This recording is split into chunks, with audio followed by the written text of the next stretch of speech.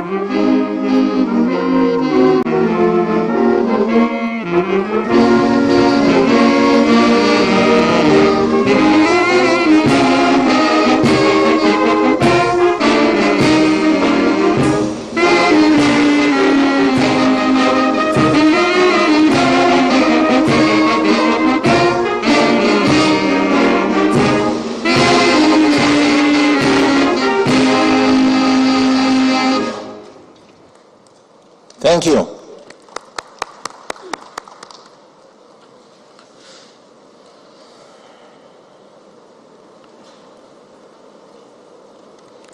Your Excellency, Mr. Muhammad Salim Weld Marzouk, Minister of Foreign Affairs of the Islamic Republic of Mauritania and Chairperson of the Executive Council. Your Excellency, Ms. Shirley Ayoko Pochwe, Minister of Foreign Affairs and Regional Integration of the Republic of Ghana.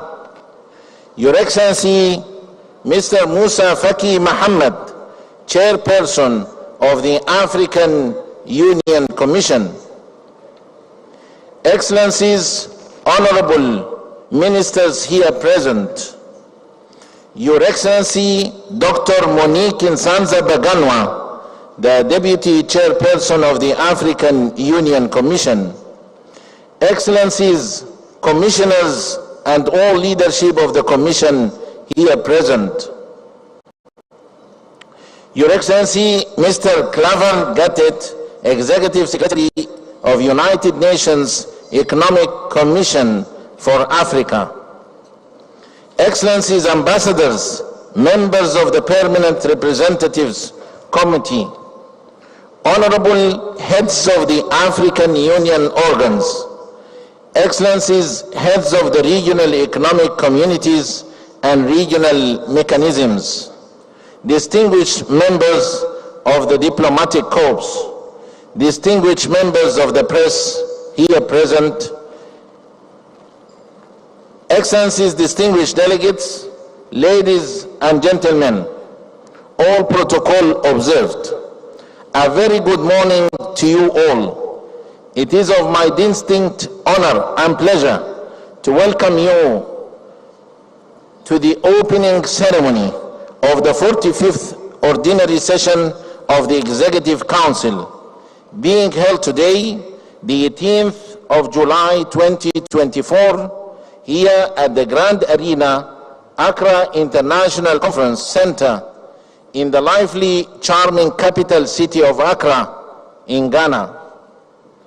Excellencies, ladies and gentlemen, the Executive Council is one of the major statutory bodies of the African Union that coordinates and takes decisions on policies that aim to unify Africa.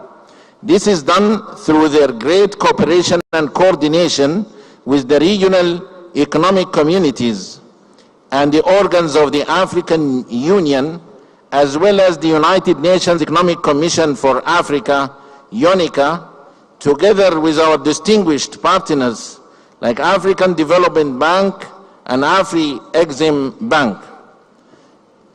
The session of today, the 45th Ordinary Session, will provide political guidance and commitment of the African Union member states to continue advancing the African Union capacity in advancing provisions of Agenda 2063, working towards an integrated, prosperous, and peaceful Africa we want.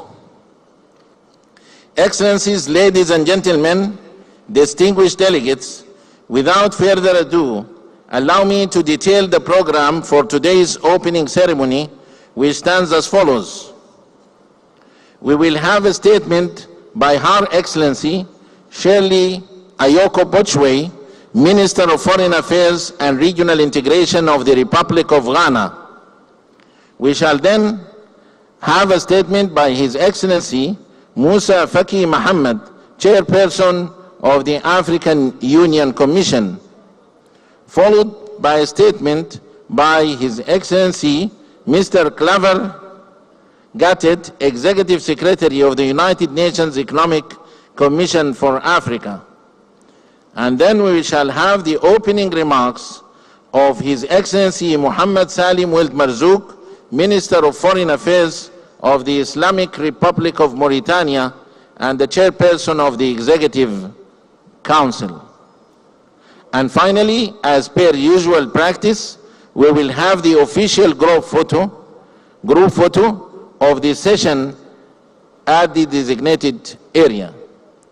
Without any further ado, allow me now to call and request Her Excellency Madame Shirley Ayoko Botchwey, the Minister of Foreign Affairs and Regional Integration of the Republic of Ghana, to deliver her statement.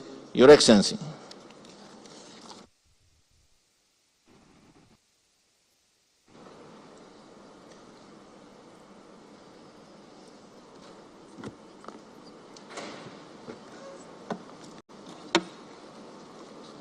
Your Excellency Musa Faki Mahamat, Chairperson of the African Union Commission, the Deputy Chairperson of the African Union Commission, dear Monique, Your Excellency Dr.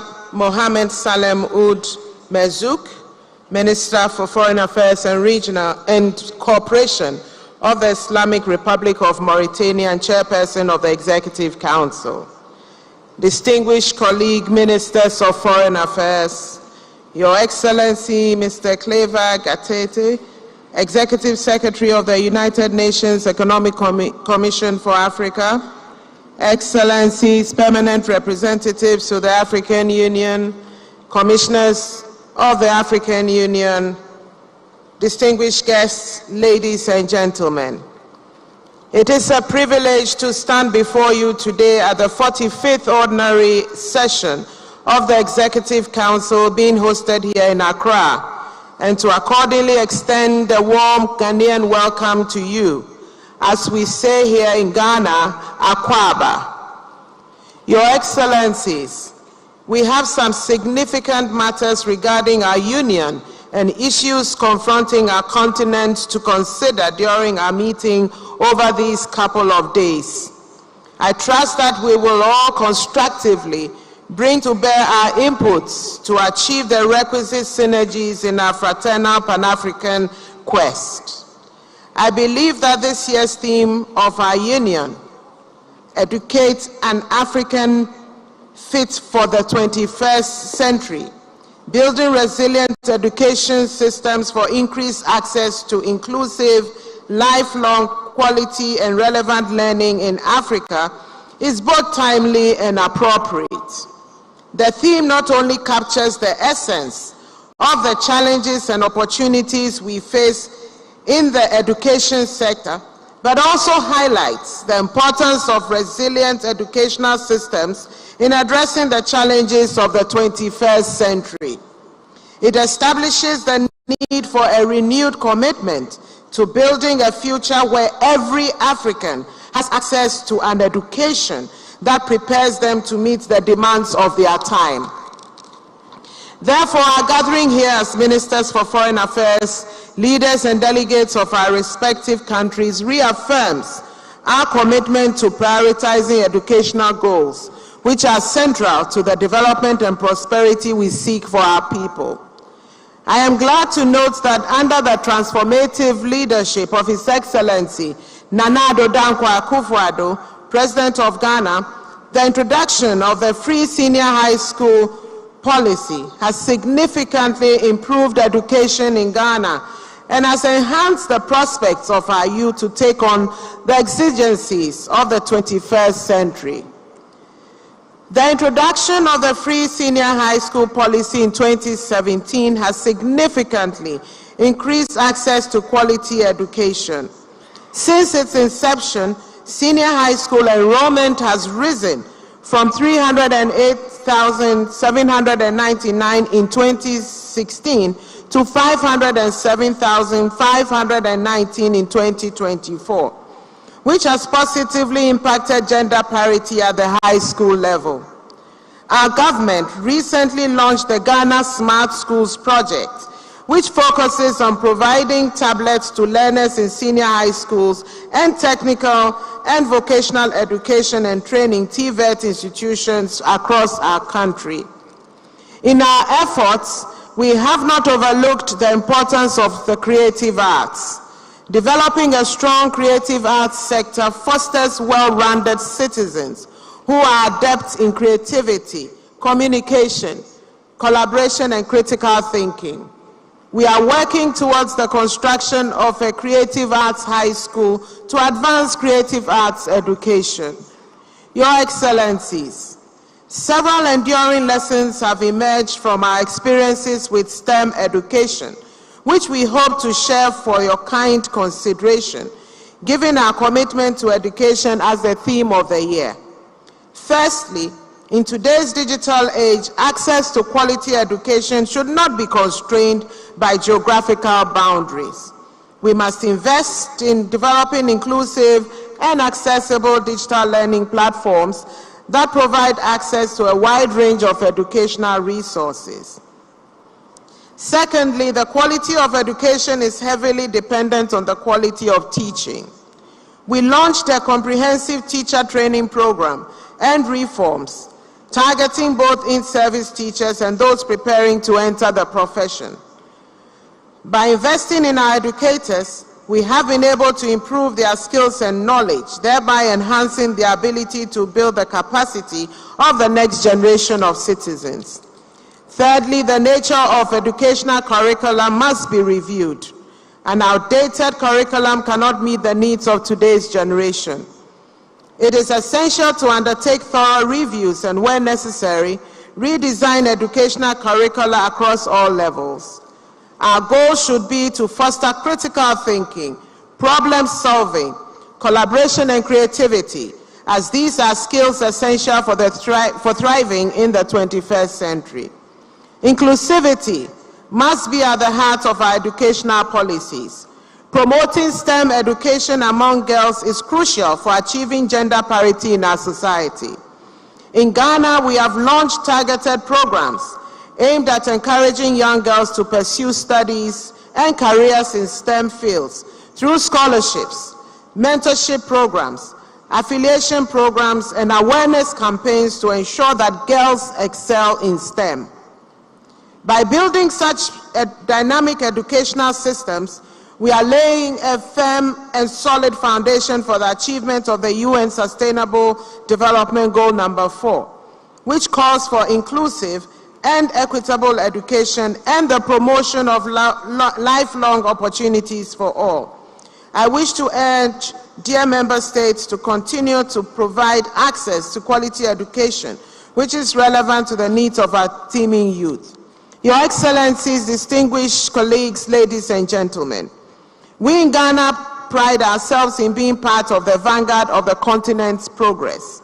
For this reason, we have honed our aspirations to ensure that our position on the continent reflects our constant determination to seek progress, prosperity, and development, irrespective of the challenges confronting us.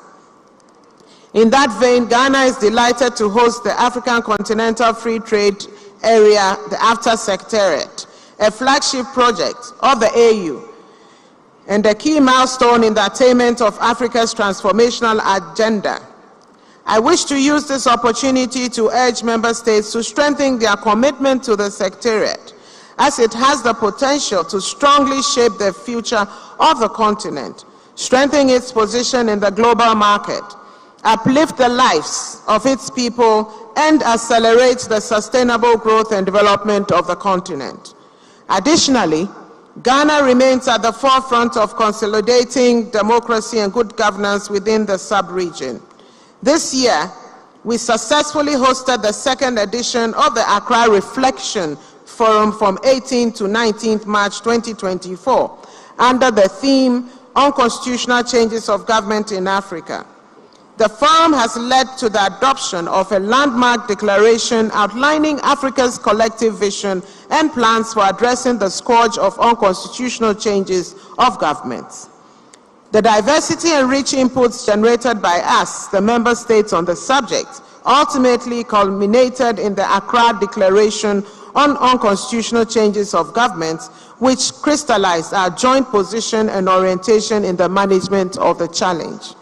The President of the Republic of Ghana, His Excellency Nana Addo Dankwa Akufo-Addo, as champion for the establishment of the African Union financial institutions, being the African Central Bank, the ACB, the African Monetary Fund, the AMF, the African International Bank, AIB, and the Pan-African Stock Exchange, PASC, continues to advocate for the promotion of economic integration and development across our continent.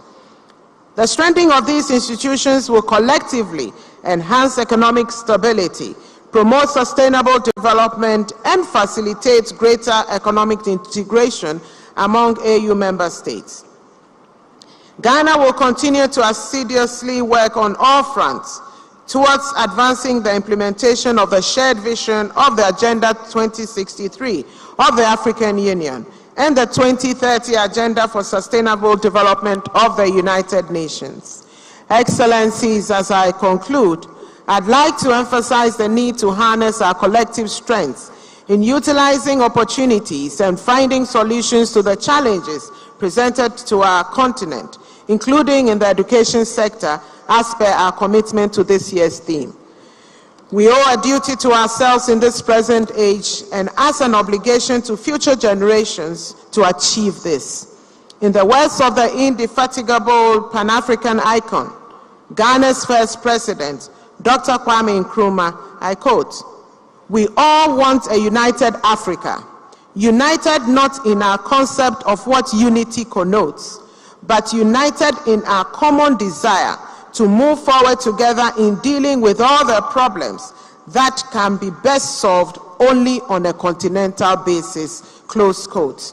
I wish to urge all delegations gathered here to reflect on our collective aspirations within our continent at large. Let us on this occasion remain resolute and committed to the shared vision of the Agenda 2063 of the African Union, our 50-year development plan in all its aspects, with determination, unity, and dignity as Africans, and make this mid-year meeting a success. Thank you for your attention.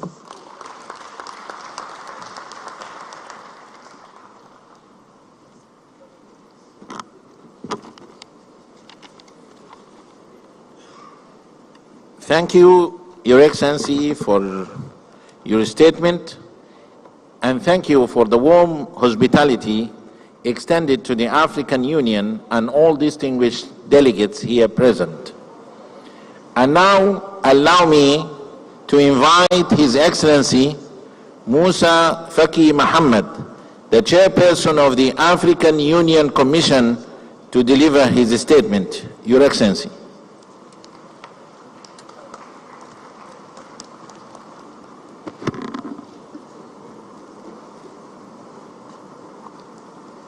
Monsieur le Président du Conseil exécutif, Madame la Ministre des Affaires étrangères de la République. Of the Executive Council, Madame Minister of the host country, Deputy Chairperson of the African Union Commission, Commissioners, Ambassadors, members of the Permanent Representatives Committee, Mr. Executive Secretary of the UN Economic Commission for Africa, Mr. President of the African Development Bank Group, heads of organ of the African Union, the Presidents, Executive Secretaries, Secretaries General of the Regional Economic Communities and Regional Mechanisms, ladies and gentlemen.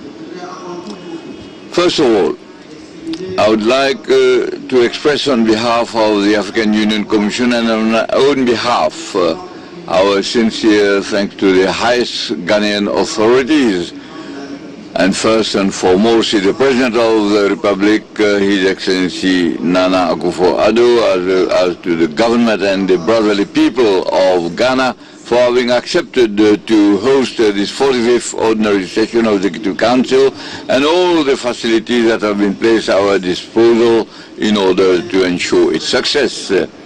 There is nothing surprising. We are within the legendary of this great nation, the great people of Ghana. In the political history of Africa, Ghana resonates with a permanent symbolic charge which has never been, has never diminished with time. The spirit and the memory that are always of that living hero of Pan-Africanism who was Dr. Kwame Nkrumah, the giant of African thought who encompass us and inspire us in everything, every time that we set foot on this land and where he was born, and also which has been emulated by others till today. I am convinced that our deliberations which will take place and then will enable us to transcend ourselves and will in the final analysis enable us to make the gigantic step towards the Africa that we want. Ladies and gentlemen, at the end of your deliberations of your last session in last February, you have had a set of decisions on various issues. Their implementation was assigned to the Commission and to the Permanent Representatives Committee mainly. The duty that I have with this statement is to report on the state of implementation of these decisions. And also the report of the Permanent Representatives Committee, which has the advantage of having systematic dealing with consideration of the issues, and the contents will be presented to you by the chairperson of the PRC, whose dynamism, effectiveness and enthusiasm I want to commend, but I want to highlight some salient points. The draft budget for 2025, which has been submitted and has been minutiously prepared by the Commission with all its skills and those who have contributed to it. The level of statutory contribution to the budget, which has been capped to 200 million American dollars instead of the 250 million which was approved in 2023, taken into account the pressures that are exerted on most of our member states. However, this reduction in the budget poses two structural problems. First of all, the increase of dependence of the African Union on our partners, which obviously has been criticized, including within your council. The second problem is the coherence and the consistency of the policy of the African Union, which is very ambitious as regards development with its real potential and capacity of financing. The funding from the partners is very volatile, like in fact which is even below than their pledges that they have made, and obviously this is a problem that you have to look into and to make a decision. Chairperson, with the adoption of with the issues of the United Nations that are brought up in our meeting and the increase in the progress that we have made, we could reduce our dependence on our international partners when we talk of peace and security and the financing of the peace support operations.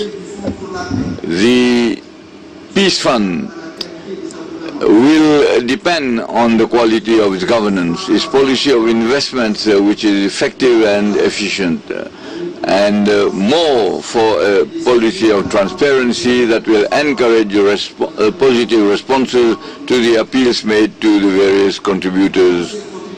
Among these contributors, we have already to mention the staff of the African Union and particularly of the Commission. Indeed, the Staff Association has launched a campaign for volunteer contribution to the fund, and obviously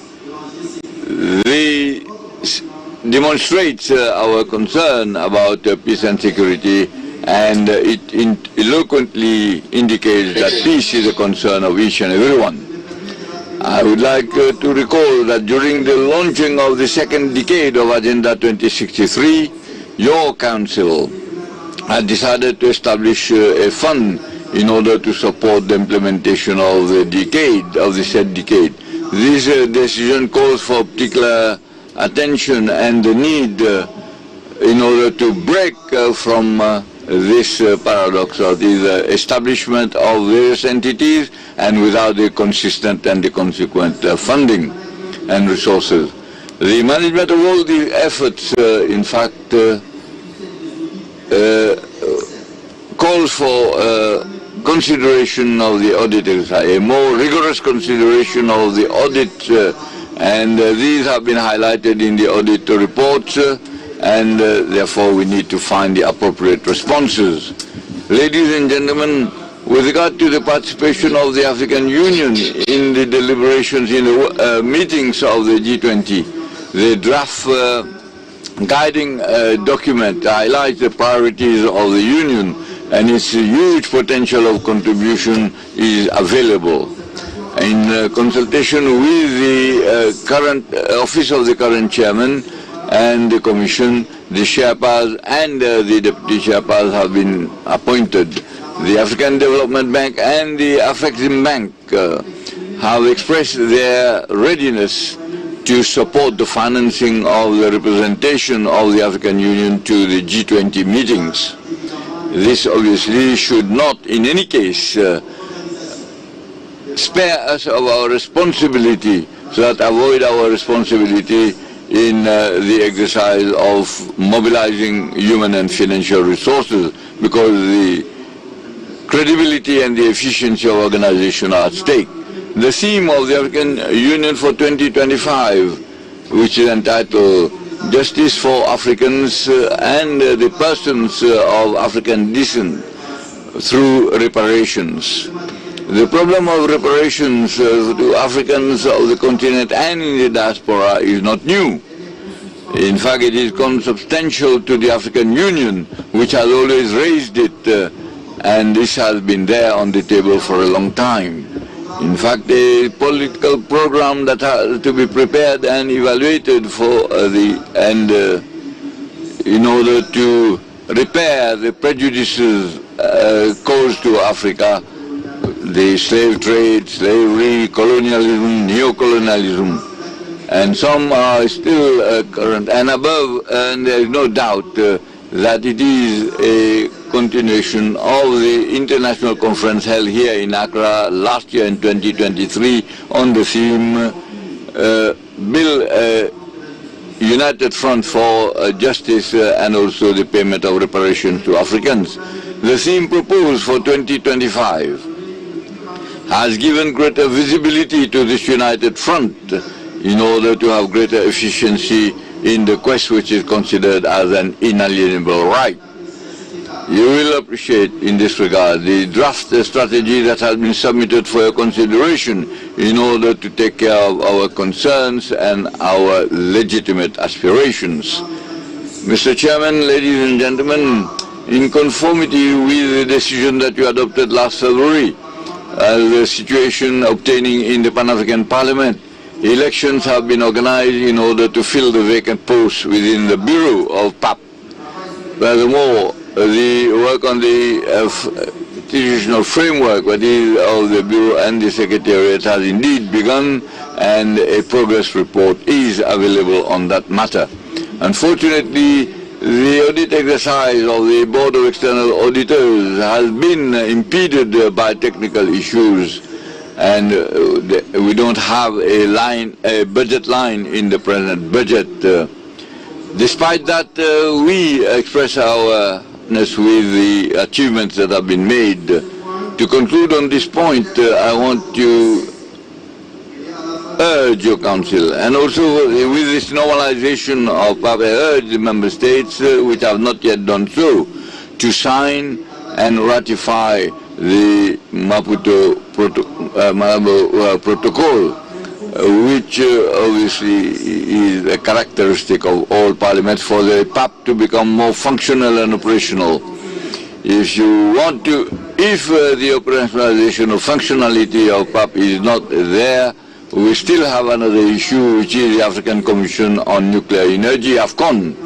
And the Executive Secretary continues to defy our authorities and that of the hierarchy, and it depends on these hierarchical superiors, and yet he refuses.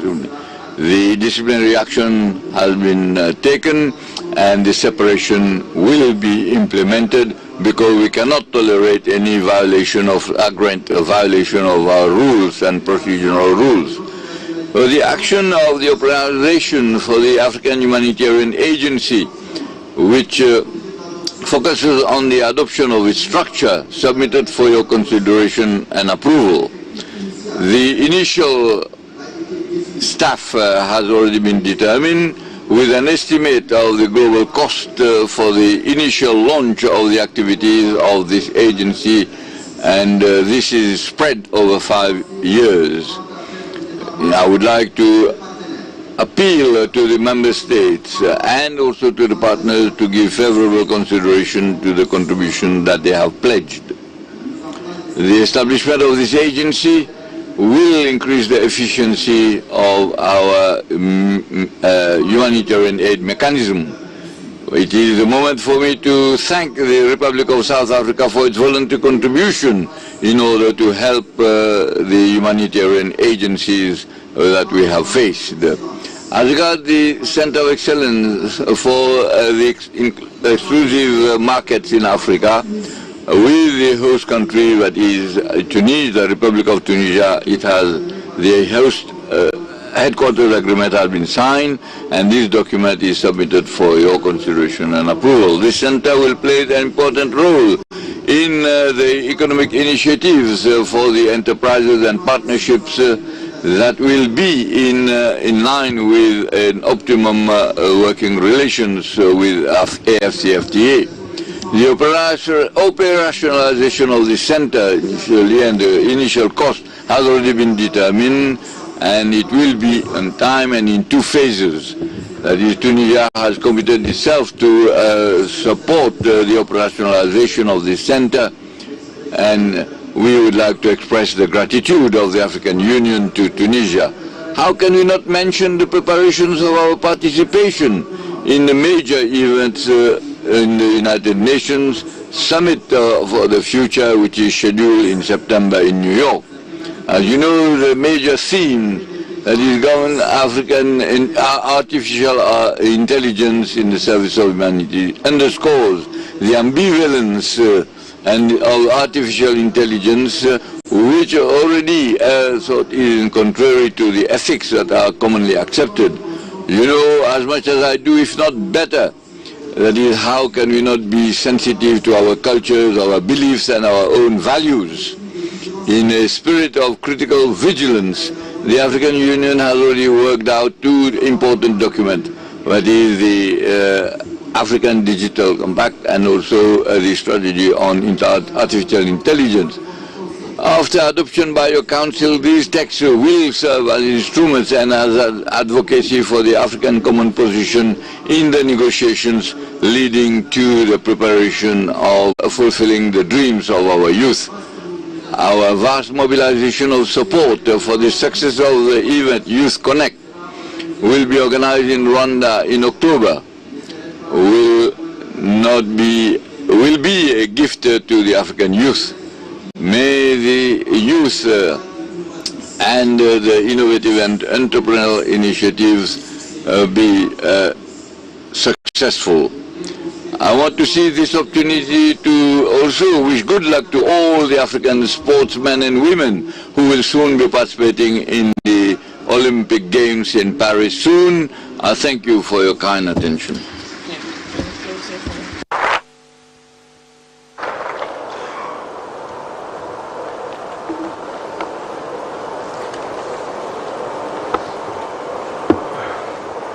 Thank you, Your Excellency, Chairperson of the African Union Commission for your statement. And now allow me to call His Excellency Mr. Claver Gattet, Executive Secretary of the United Nations Economic Commission for Africa, to deliver his statement. Your Excellency.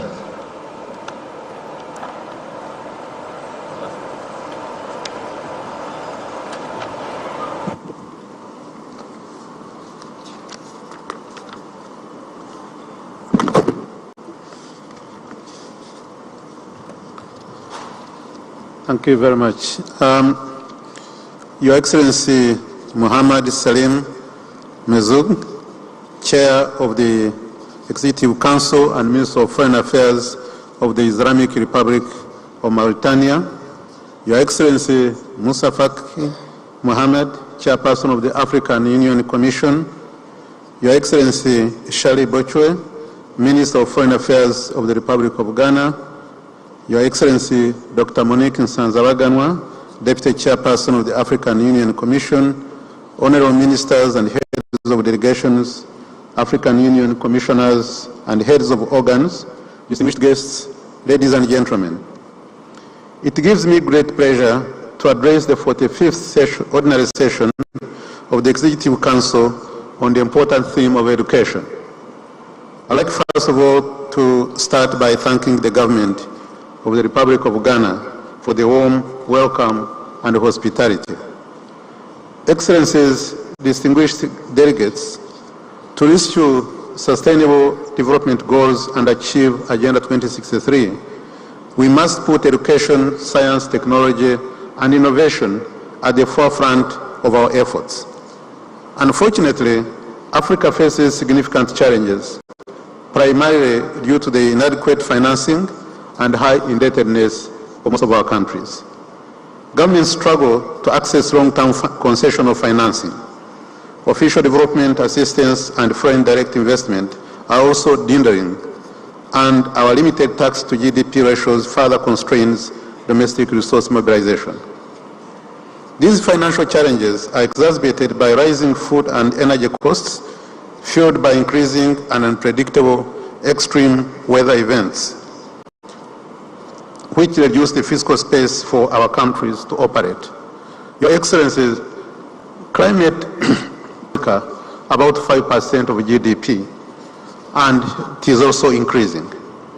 In addition, the global level playing field remains uneven, with Africa's borrowing costs being over 10 times higher than Germany and nearly 4 times higher than the United States of America, according to estimates done by UNCTAD. We must therefore persist in advocating for the reform of the global financial architecture that is fit for purpose. Excellencies, distinguished delegates, despite these obstacles, Africa has immense potential, significant arable land, coveted natural and critical mineral resources, major energy renewable potential, a youthful population, and a size of carbon inflation. We must translate this potential into action, starting with transforming our education system. Education must be integrated into our industrial. It should also go without saying that the science, technology, and innovation must be at the core of our development agenda. They are the foundation to building strong, competitive, resilient, and prosperous societies. Without science, technology, and innovation, we cannot avoid the middle 3/4 in the workforce of the future. We may not be able to play catch-up to the $370 billion spent on research and development in 2023 by only 7 companies: Amazon, Alphabet, Allogees, and artificial intelligence resources. There will be trade-offs, but that's why we are here today, to make choices and take the right decisions. Our schools need to be connected. This is a sine qua non condition if we do not want to leave more people behind, a choice we cannot afford. The current connectivity levels of 40% of primary schools and 50% of lower secondary schools will not be enough. Here, innovative solutions such as the GIGA initiative when scaled up, can make a difference in connecting all schools to the internet. Excellencies, distinguished delegates, boosting innovation and modernizing our education system will require significant investments, and governments alone cannot afford this. Therefore, we must create the right incentives for the private sector to meaningfully participate in this important transformation agenda. It makes business sense. Indeed, Africa's private sector can only compete globally with a workforce equipped with the right skills. Expanding access to technical and vocational education and training benefits the private sector. Potential of public-private partnership offers a win-win for everyone. Finally, we cannot overlook the role of the regional agglomerations of Excellencies, distinguished ladies and gentlemen. Securing adequate financing for education is both an imperative and a human right. What is happening around us must strengthen our resolve for fairness and equity. We also owe it to our future generations to remain resolute on the call for a better global financial architecture. Next week in Addis Ababa, finance ministers and other stakeholders from around the world will convene for the first of the 4 preparatory meetings in the lead up to the and we have an opportunity to make our voices heard. We count on your active participation. We need a strong African common position and voice, and ECA remains committed to work side by side with you along the journey. I thank you very much for your kind attention.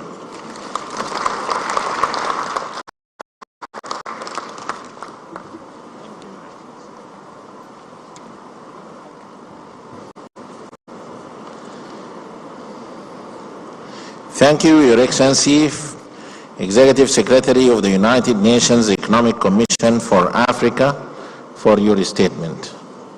Economic Commission for Africa, for your statement. And now, allow me to invite His Excellency, Dr.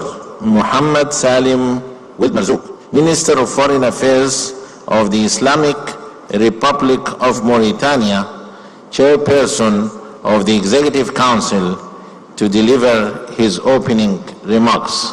Thank you.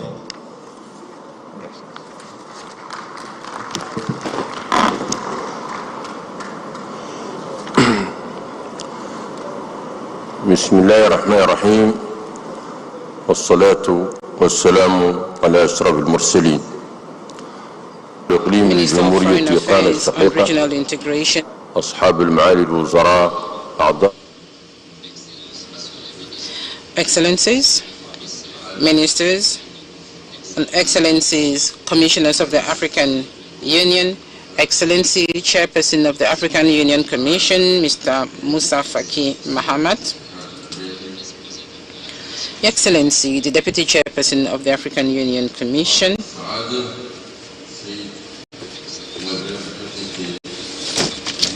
Excellency Mr. Claver Gatete, the Executive Secretary of the Excellencies, Heads of Delegations. First off, allow me to extend my heartfelt gratitude to the sisterly Republic of Ghana, its government and its people for the warm welcome and hospitality extended to us all upon our arrival team and collaborators for the exemplary management of our organization, and also the resolutions and decisions that we are going to adopt during this session. The PRC for this Mauritania, that is the current president of the African Union, Mr. Mohamed Sheikh Oualzani. I want to convey to you his best wishes for a fruitful session.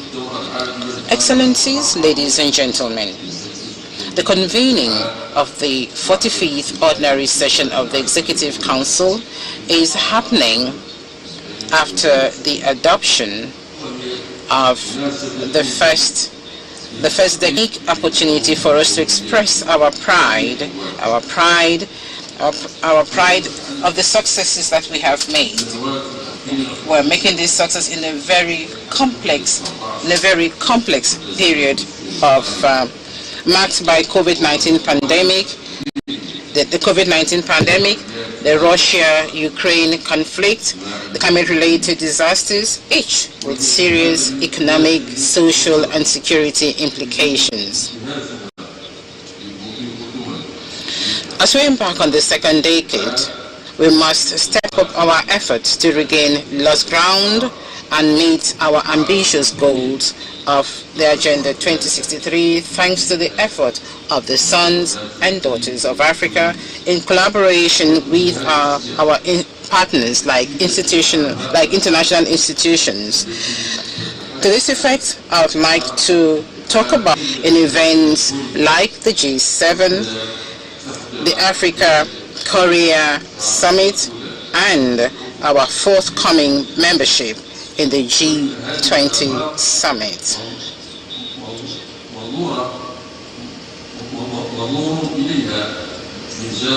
Issues. And this is the way we want to start building up the next integration, economic integration. We have to count on our identity, our civilization, to develop a unique model of governance, human rights, and an African Union that would be in a position to fully play through. And also we will be addressing the situation of the African Peace Fund, so that these agencies or these institutions are going to rise up to all the crises that they are facing. Lastly, it is crucial to empower the institutions to address humanitarian issues and crises stemming from migration, climate change, armed conflicts with utmost efficiency. These challenges are widespread across the regions of the continent, and I want to thank you all for attending this session. Thank you.